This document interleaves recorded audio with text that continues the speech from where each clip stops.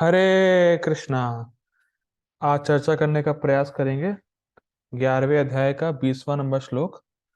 और ये प्रसंग ये चल रहा है कि विश्व रूप देखकर अर्जुन भगवान श्री कृष्ण से प्रार्थना कर रहे हैं। ठीक है, तो हम लोग पढ़ते हैं 20वां श्लोक। द्यावा पृथिव्योरिदमन्तरं हि व्याप्तं त्वकेन दशश सर्वः दृष्ट्वा अद्भुतं रूप उग्रं तवेदं लोकत्रयं प्रव्यथितं महात्मन्। द्यावा पृथिव्योरिदम् अन्तरं हि व्याप्तं त्वयेकेन दृशश्च सर्वः दृष्ट्वा अद्भुतं रूपम् उग्रं तवेदं लोकत्रयं प्रव्यथितं महात्मन्। देखिए संस्कृत देखिए। द्यावा पृथ्वीयोर इदम अंतरम ही, मतलब द्यावा का अर्थ लिया गया है। द्यो यहाँ पे पापा जी कोट कर रहे हैं, मतलब लिख रहे हैं शब्दार्थ। द्यो मतलब बाह्य आकाश से लेकर, आ मतलब पृथ्वी तक। तो टीका में स्पष्ट होगा स्वर्ग। स्वर्ग से लेके पृथ्वी तक के बीच में जितना स्पेस है, द्यो द्यो आ पृथिव्यो इदम अंतरम ही मतलब निश्चित ही स्वर्ग से लेके पृथ्वी तक के बीच में जो जगह खाली है, जो आकाश है, उसमें व्याप्तम, उसमें व्याप्त है। क्या व्याप्त है? त्वया एकेन, त्वया मतलब आपका ये विश्व रूप व्याप्त है। एकेन मतलब आपका ये विश्व रूप, दिशश्च सर्वः और सारी दिशाओं में व्याप्त है। ठीक। दृष्टवा अद्भुतम रूपम, मैं आपका ये अद्भुत रूप देख रहा हूं। उग्रम, ये बहुत उग्र रूप है। ठीक है, ये आपका जो रूप है बड़ा भयानक है। तब तवेदम लोकत्रयम प्रव्यथितम महात्मन, और इस उग्र रूप के कारण तीनों लोक के लोग व्यथित यानी परेशान हो रहे हैं। हे महात्मन, क्या अर्थ है इसका? स्वर्ग से लेके पृथ्वी तक के बीच में जो स्पेस खाली है, उसमें आपका विश्वरूप व्याप्त है। First point. सारी दिशाओं में विश्वरूप व्याप्त है। Second point. आपका जो रूप है, ये जो विश्वरूप है, बड़ा उग्र है, मतलब बड़ा डरावना है। तो इसको देख के तीनों लोकों के लोग व्यथित मतलब परेशान हो रहे हैं। हे महात्म। ठीक। यद्यपि आप एक हैं, किंतु आप आकाश तथा सारे लोकों एवं उनके बीच के समस्त अवकाश में व्याप्त हैं। हे महापुरुष, आपके इस अद्भुत तथा भयानक रूप को देख के सारे लोक भयभीत हो रहे हैं। ठीक है, स्पष्ट है। आज जो हमारी क्लास होगी वो स्पेशल क्लास है। प्रभु जी, स्पेशल क्लास का है, किस चीज की स्पेशल क्लास है? आप क्या मिठाई बंटवाने वाले हैं? कुछ देने वाले हैं, रुपए, मनी? देखिए, आज हमारी क्लास का नाम है बुलेट ट्रेन क्लास।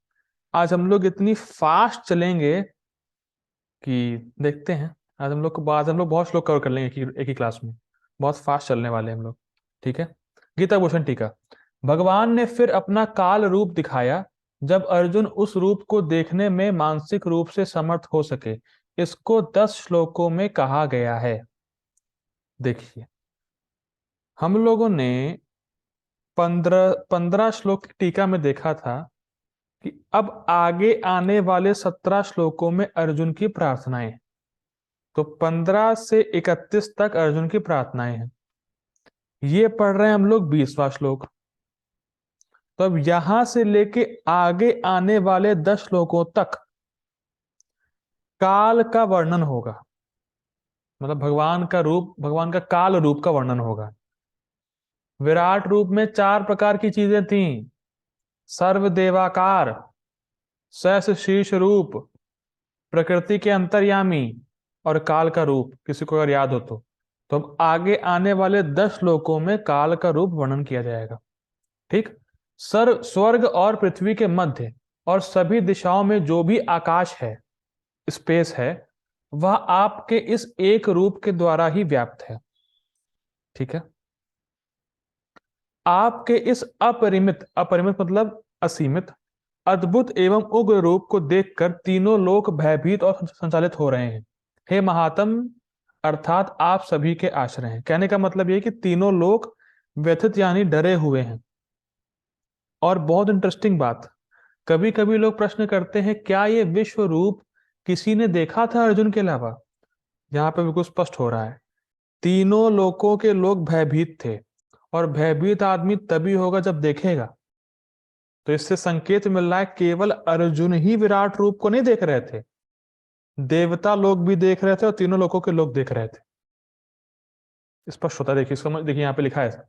इससे यह समझना चाहिए कि युद्ध देखने के लिए देवता, असुर, गंधर्व, किन्नर और अन्य जो मित्र व उदासीन आदि थे, वे सब वहां एकत्रित हुए थे। तो ये सब देख रहे थे, ये सारे लोग देख रहे थे, लेकिन युद्ध में सारे लोग नहीं देख रहे थे। देवता, असुर, गंधर्व, किन्नर ये सभी लोग देख रहे थे भगवान के विराट रूप को, लेकिन जो युद्ध स्थल पे थे उसमें सारे लोग नहीं देख रहे थे। ठीक, न सिर्फ अर्जुन अपितु उन सबको दिव्य चक्षु दिए गए थे। किन सबको? जो वहां आए थे युद्ध देखने के लिए, देवता, किन्नर इत्यादि, भगवान के उस रूप को देख सके। यदि केवल अर्जुन ही उस रूप को देख पा रहे होते तो यह वैसा होता जैसे कोई व्यक्ति स्वप्न में रथ या अन्य वस्तुएं देखता है, जबकि अन्य लोग नहीं देख पाते हैं। बहुत सुंदर, बहुत सुंदर। अगर अन्य लोग नहीं देखते तो सो कॉल्ड रास्कल ठीक है, बताना नहीं चाहूंगा, मैं नाम नहीं लेना चाहूंगा। तो सो कॉल्ड रास्कल लोग यही कहते, अरे भैया अर्जुन ने कुछ नहीं देखा था, ये सब कल्पना ही है खाली। क्योंकि केवल अर्जुन ही देख पाए थे, और अर्जुन भगवान के मित्र थे, तो अर्जुन तो कुछ भी बोलेंगे क्योंकि भगवान के उनके मित्र हैं। बात समझ में आ रही है? कई बार लोग कह सकते हैं अरे ये सब जादू था, मैजिक, भगवान ने मैजिक दिखाया। अगर मैजिक होता तो केवल अर्जुन को दिखता, लेकिन यहां हम देख रहे हैं और लोगों ने भी देखा है, इसका मतलब ये फैक्ट है। इसीलिए उदाहरण दे रहे हैं, जैसे कोई व्यक्ति सपने में, मान लीजिए रात में मुझे कोई सपना आया, तो क्या उस सपने को आप में से कोई जान पाएगा क्या सपना आया है? नहीं जान पाएगा, क्योंकि सपना मुझे आया है। तो उसी प्रकार से कह रहे हैं कि अगर खाली अर्जुन देखते तो लोग ये कहते कि अर्जुन ने सपना देखा था विराट रूप का, लेकिन ना, ऐसा नहीं है। अन्य लोगों ने भी इसको देखा, अन्य लोग भी गवाह हैं कि भगवान ने विराट रूप, विश्व रूप सच में दिखाया, सच में दिखाया। ठीक, भगवान ने इस ऐश्वर्य का प्रदर्शन किया ताकि अन्य लोग भी इसके साक्षी हो सके। केवल अर्जुन ही नहीं, बहुत से लोगों ने देखा है भाई, भगवान ने सच में दिखाया है। ठीक है, तात्पर्य देखिए, इस श्लोक में दाव आ पृथिव्यो, धरती तथा आकाश के बीच का स्थान, मतलब जो मैंने स्पेस बताया था, स्पेस, तथा लोकत्रयम, तीनों संसार महत्वपूर्ण शब्द हैं, क्योंकि ऐसा लगता है कि ना केवल अर्जुन ने इस विश्व रूप को देखा, बल्कि अन्य लोकों के वासियों ने भी देखा। प्रभुपाद जी टीका से कोट कर रहे हैं इसको। अर्जुन द्वारा विश्व रूप का दर्शन स्वप्न ना था। देखिए, अब अगर आप ये पढ़ेंगे तो आप सोचेंगे नहीं, प्रभुपाद जी एकदम से स्वप्न ना था, ये कहां से ले आए? ये प्रश्न नहीं उठता कि प्रभुपाद जी स्वप्न ना था ये कहां से लिख दिए, ये तो कोई बात ही नहीं हो रही है। इसीलिए टीका पढ़ना जरूरी है। ठीक है, भगवान ने जिन जिनको दिव्य दृष्टि प्रदान की, उन्होंने युद्ध क्षेत्र में उस विश्व रूप को देखा। आगे पढ़ते हैं, आज हम लोग बुलेट ट्रेन के मोड में। अमीहि त्वां सूर संघा विशन्ति, केचित् विदिताः प्राञ्जलयो गृह्णन्ति, स्वस्ति स्वस्ति इति उक्त्वा महर्षि सिद्ध संघाः स्तुवन्ति त्वां स्तुतिभिः पुष्कलाभिः। संस्कृत देख, इसका अनुवाद देखिए। देवों का सारा समूह आपकी शरण ले रहा है और आप में प्रवेश कर रहा है। उनमें से कुछ अत्यंत भयभीत होकर हाथ जोड़े आपकी प्रार्थना कर रहे हैं। महर्षि तथा सिद्धों के समूह कल्याण हो कहकर वैदिक स्रोतों का पाठ करते हुए आपकी स्तुति कह रहे हैं। देखिए संस्कृत देखिए, एक बार देख लीजिए। स्तुवंती त्वाम स्तुति भी पुष्कला भी, मतलब स्तुति कर रहे हैं, कौन कर रहा है? महर्षि सिद्ध संघा, जो महर्षि हैं और सिद्धि हैं, जो सिद्ध लोग के लोग हैं, वो संघ में आके भगवान कृष्ण की स्तुति कर रहे हैं। अमिहि त्वाम सुर संघा विशंति केचिद भीता प्रांजलयो। अंजल का अर्थ होता है हाथ जोड़ना, तो प्रांजलयो हाथ जोड़ के देवतागण आपकी स्तुति कर रहे हैं, यानी प्रार्थना कर रहे हैं। ठीक है, गीताभूषण टीका। ये देवताओं का समूह, कौन देवताओं का समूह? जो विश्व रूप को देख रहा है। ठीक है, ये देवताओं का समूह आपका आश्रय ले रहे हैं। कुछ देवता भयभीत होने के कारण कुछ दूरी पर स्थित होकर हाथ जोड़कर आपसे प्रार्थना कर रहे हैं कि पाही पाही प्रभो, अर्थात हे स्वामी हमारी रक्षा कीजिए। महर्षि और सिद्धगण महान संकट को देखकर आपका गुणगान इस प्रकार कर रहे हैं कि विश्वस्य स्वस्ति यस्तु, अर्थात विश्व का कल्याण हो। ठीक है, मतलब सभी देवता आए हैं, कुछ लोग भयभीत हैं और कुछ लोग भगवान से प्रार्थना कर रहे हैं, मतलब इसका तात्पर्य देखिए। समस्त लोकों के देवता विश्व रूप की भयानकता, हम लोगों ने देखा पिछले श्लोक में कि भगवान का रूप इतना उग्र था कि तीनों लोकों के लोग भयभीत थे, तो वही बात कह रहे हैं। समस्त लोकों के देवता विश्व रूप की भयानकता तथा प्रदीप तेज से इतने भयभीत थे कि वे रक्षा के लिए प्रार्थना करने लगे। तो यहाँ पे एक पॉइंट हाईलाइट होता है, यहाँ पे छोटा सा पॉइंट, कि देवता भी भयभीत होते हैं और भयभीत होने पर कृष्ण की ही शरण लेते हैं। तो हमें भी कृष्ण को छोड़ के किसी अन्य की शरण नहीं लेनी है। शरण में जाने के लिए कोई और नहीं, भगवान श्री कृष्ण ही है। और जितने भी देवता भगवान से कह रहे हैं, भगवान आप शांत हो, आप शांत हो और रक्षा करें हमारी। ठीक है, आगे पढ़ते हैं नेक्स्ट श्लोक। रुद्रादित्या वसवो ये च साधया विश्वे अश्विनो मरुतश्च ओशम पाश्च गंधर्व यक्षासुर सिद्ध संघा वीक्षन्ते त्वां विस्मृति आश्चैव सर्वे। संस्कृत उसका अनुवाद देखिए। शिव के विविध रूप आदित्य गण, वसु, साध्य, विश्वदेव, दोनों अश्विनी कुमार, मरुतगण, पितृगण, गंधर्व, यक्ष, असुर तथा सिद्ध देव सभी आपको आश्चर्य पूर्वक देख रहे हैं। केवल अर्जुन ने ही विश्व रूप नहीं देखा, इन सारे लोगों ने भी देखा। कन्फर्म। देखिए इसको एक बार संस्कृत देख लीजिए इसकी। मैं संस्कृत आज बता नहीं रहा हूं क्योंकि संस्कृत बहुत लंबा हो जाएगा, टाइम में जाएगा, इसलिए मैं डायरेक्ट अनुवाद पढ़ रहा हूं। रुद्र, रुद्र, आदित्य, आदित्य, वसवो, वसुगण, अश्विनो, अश्विनी कुमार, मरुतश्च, मरुत लोग, ओष्म पाश्च, पाश्च मतलब पितृगण, गंधर्व, यक्ष, असुर, सिद्ध, वीक्षन्ते देख रहे हैं, त्वाम आपका, विस्मित आश्चर्य सर्वे मतलब आश्चर्य पूर्वक, जो सर्व जगह सारे जगह व्याप्त है विश्व रूप, बड़े आश्चर्य से विस्मित होकर देख रहे हैं। ठीक, अब बहुत सुंदर बात एक टीका में लिखी है, नई चीजें देखिए, पढ़ते हैं पहले इसको। श्लोक का अर्थ स्पष्ट है। देखिए बलदेव विद्याभूषण भी टीका ज्यादा कर नहीं रहे हैं, वो जान रहे हैं स्पष्ट है, लोगों ने देखा खत्म। श्लोक में ऊष्म पह एक शब्द है, देखिए यहाँ पे इसको हाईलाइट होगा नहीं, पता नहीं, ये देखिए नहीं हो रहा, हाईलाइट नहीं हो रहा है, ये देखिए ऊष्म पा, ये शब्द आया है ऊष्म पा। ठीक है, ये बहुत सुंदर अर्थ है इसका, बहुत अच्छा मीनिंग है। ऊष्मपा का अर्थ है कि पितृगण जो भाप पीते हैं। Quite amazing. जो पितृ हैं हमारे, वो क्या खाना खाते हैं? तो वो भाप पीते हैं। ये बहुत नई चीज जानने को मिली। जो हमारे पितृगण हैं उनको हम देते हैं ना, जल देते हैं, यहाँ पे कुछ करते हैं, देते श्राद्ध करते हैं, तो वो वहां भाप बन के जाता है, भाप पीते हैं वो लोग वहां पे इंटरेस्टिंग है कि पितृगण जो है भाप पीते हैं। इस संबंध में महाराज जी कह रहे थे कि जैसे मान लीजिए आपको कोई चेक दे, बैंक का चेक, तो उस चेक में ही सारी आपकी जीवन की आवश्यकताएं उसी में छुपी हैं। और दूसरा एग्जाम्पल देते हैं महाराज जी कि जिस प्रकार से आप रेलवे में खाना बुक करते हैं अपने घर पे बैठे बैठे और आप वहां पहुंचते हैं तो आपको खाना मिल जाता है, उसी प्रकार से जब हम यहाँ पे देते हैं अपने पितृगण को, कुछ श्राद्ध वगैरह करते हैं, जल वगैरह देते हैं, तो उनको वहां अपने आप पहुंच जाता है, इसलिए देना चाहिए। और वहां भाप बन के वो जाता है, भाप पीते हैं वो। श्रुति कहती है ऊष्म भागा ही पित्रः, पितृगण भाप ग्रहण करते हैं।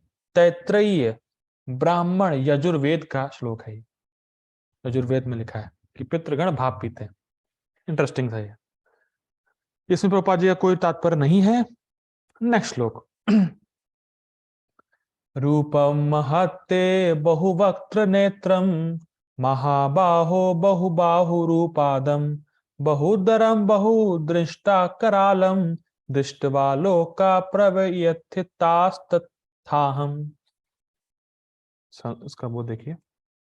हे महाबाहु, आपके इस अनेक मुख, नेत्र, बाहु, जांघ, पांव, पेट तथा भयानक दांतों वाले विराट रूप को देखकर देवता गण सहित सभी लोक अत्यंत विचलित हैं, और उन्हीं की तरह मैं भी हूं।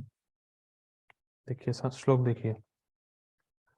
रूपम महत्ते बहुवक्त्र, वक्त्र मतलब मुख, नेत्रम नेत्रम, महाबाहु मतलब भगवान, ये महाबाहु शब्द भगवान कृष्ण के लिए आया है, ठीक है।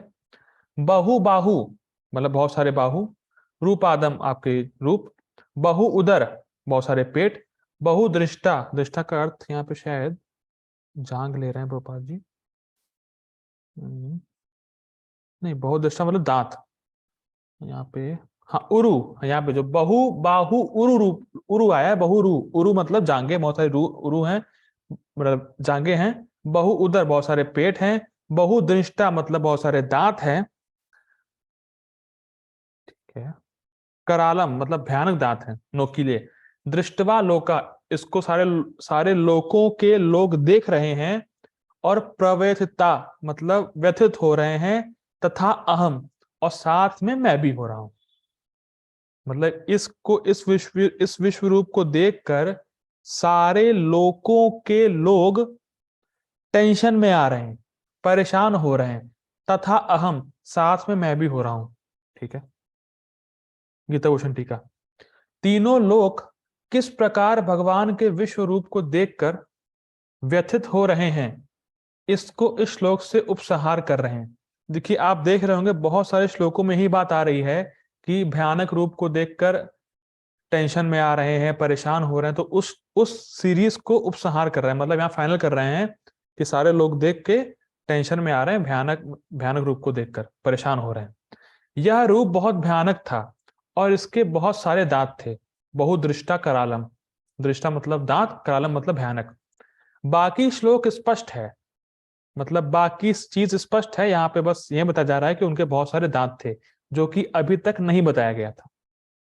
बाकी चीजें पहले बता चुके हैं, बहुत सारे उदर हैं, बाहु हैं, सब बता चुके हैं, लेकिन इसमें ऐड हुआ है कि उनके बहुत सारे दांत हैं जो भयानक हैं, ये इस श्लोक में ऐड हुआ है, ठीक। बाकी श्लोक स्पष्ट है। तथा अहम अर्थात मैं मतलब मैं भी टेंशन में आ रहा हूं, अर्जुन कह रहे हैं। शब्द अगले श्लोक संबंधित है। अब अर्जुन टेंशन में आ रहे हैं तो क्या हुआ, ये नेक्स्ट श्लोक में देखते हैं, ठीक है। ठीक है, ये देखिए। नभा 24 नंबर श्लोक है। नभा स्पृशम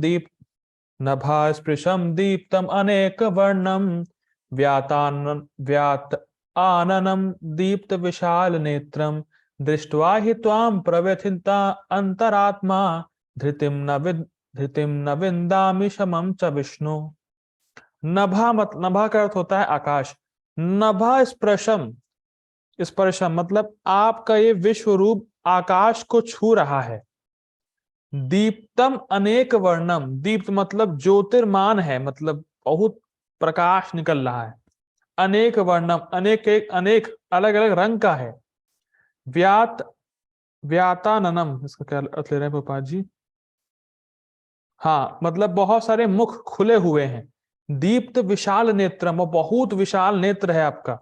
दृष्टवा ही त्वाम प्रव्यथितान अंतरात्मा, इसको देखकर मैं भयभीत हो रहा हूं।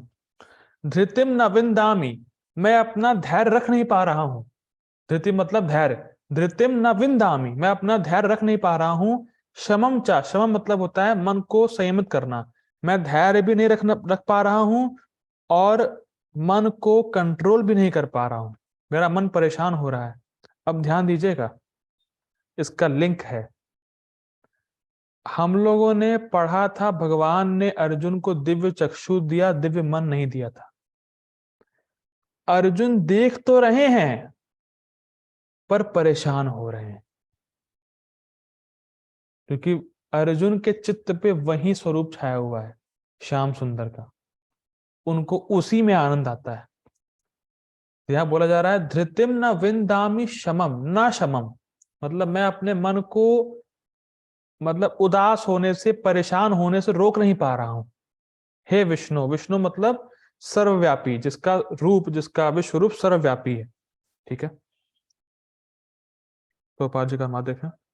हे सर्वव्यापी विष्णु, नाना ज्योतिर्मय रंगों से युक्त आपको आकाश का स्पर्श करते, नभा स्पर्श, मुख फैलाए तथा बड़ी बड़ी चमकती आंखें निकाले देखकर भय से मेरा मन विचलित है। आनंद नहीं ले रहा मन, क्योंकि मन दिव्य नहीं है। दिव्य अर्थात दिव्य चक्षु वाला दिव्य मन नहीं, भगवान ने दिव्य मन नहीं दिया था। मैं ना तो धैर्य धारण कर पा रहा हूं, ना मानसिक संतुलन ही पा रहा हूं। ठीक है, गीता भूषण टीका।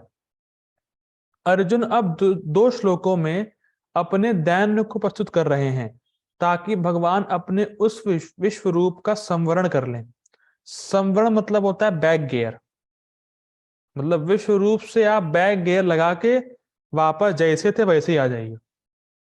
तो ये श्लोक और अगला श्लोक दैन्य अर्थात अर्जुन दिखा रहे हैं कि मैं बड़ा परेशान हो रहा हूं कृष्णा।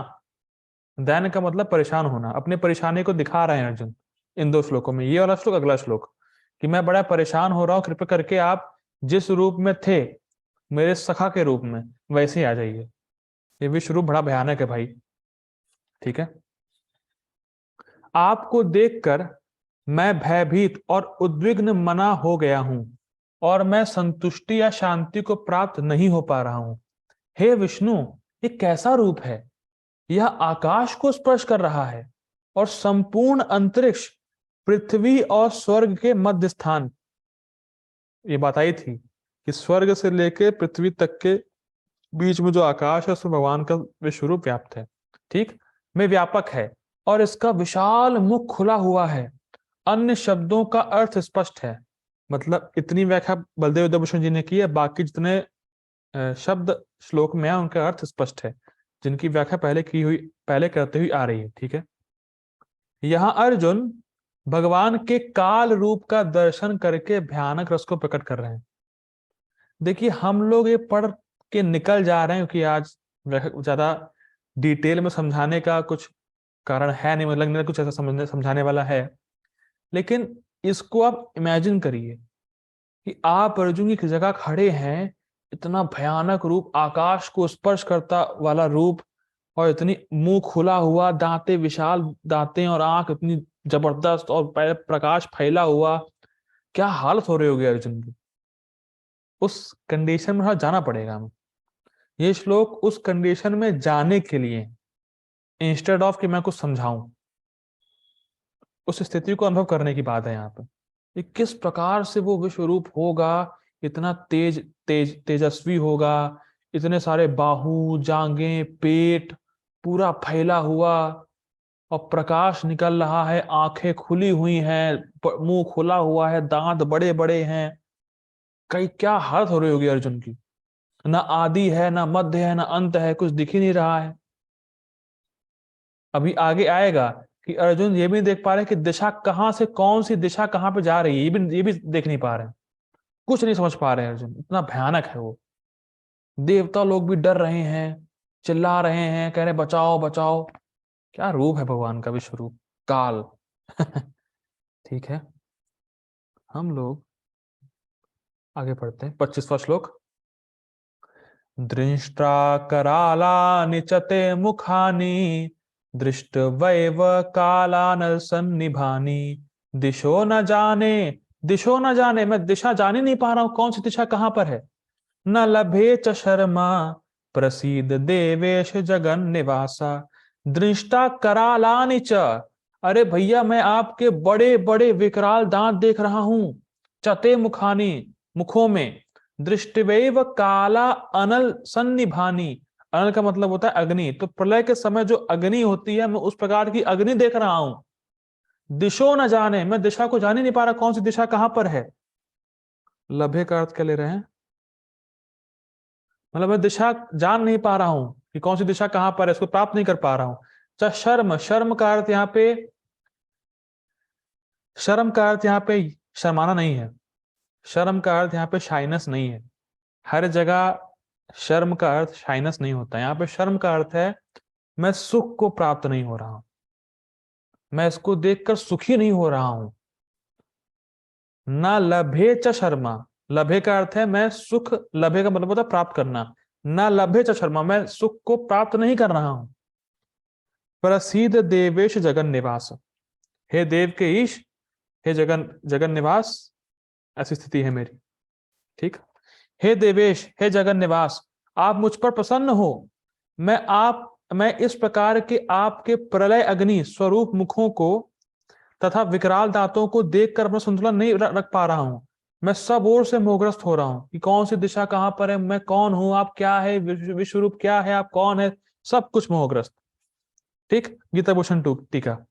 आपके भयानक दांत और मुख देखकर, जो प्रलय कालीन अग्नि के समान है, मेरा दिशाओं का ज्ञान शून्य हो रहा है और शर्म अर्थात सुख को प्राप्त नहीं हो पा रहा हूं। ठीक है। अब बड़ा इंटरेस्टिंग श्लोक आने वाले हैं, तो मैं ऐसा करता हूं, मैं मीटिंग एंड कर रहा हूं, मीटिंग का टाइम खत्म हो रहा है। So please join again. Hare Krishna.